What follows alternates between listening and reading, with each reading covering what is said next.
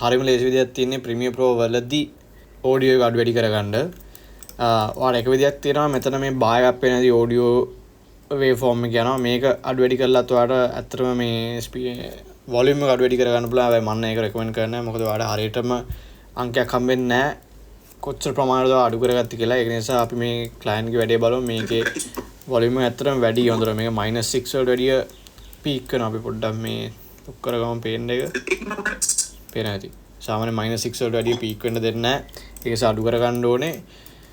And the second thing that keeps believer එක විදිහක් තමයි මේක select කරලා right click ඔබලා යට scroll කරලා audio gain වලට යන්න ඕනේ. මම audio gain මෙහෙම ගිහිල්ලා පුරුදු නැහැ. ඒ නිසා මට අතට හොයාගන්න බෑ එකපාර. මෙන්න දින audio gain. audio gain කියලා adjust gain by කියලා මෙතන දෙන්න පුළුවන් decibel ගානක් අඩු වෙන්න ඕනේ වැඩි වෙන්න ඕනේ කියලා. මෙතනදී අපි අඩු ගන්න තවනේ අපි -4 විතර යන් ගිහිල්ලා okay දුන්නම ඔයාලා පේන ඇති waveform එක උත් අඩු වෙනවා. second thing that keeps believers from building wealth is ignorance. දැන් -6 වලට වැඩි අඩු වෙන්නේ. හැබැයි තව පොඩ්ඩක් අඩු කරගන්න ඉතින් අපි බලමු වෙන විදියකින්. ඒක තමයි G කියන shortcut එක press කරලා. ඔයා G ඔබ ගාම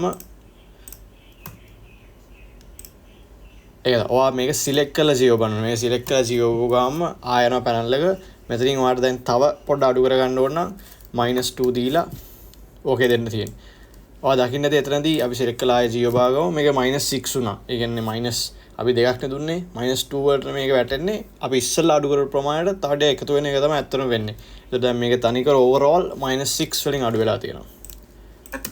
And the second thing that keeps believers from building wealth is අපි මේ select කරලා G ඔබලා මෙතන +6 දුන්නොත් මෙතන පේනවාට බිංදුව වුණා gain එක.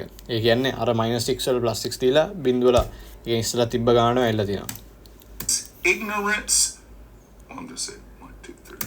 ඔහොම තමයි ඕනම වීඩියෝ එක වොලියුම් එක අප් ඩවුන් කරගන්න. මම මොකක්ද ඉක්මනින් ඉගෙන ගත්තා නම් අපි subscribe වෙලා support එක දෙන්න. ජය වේවා.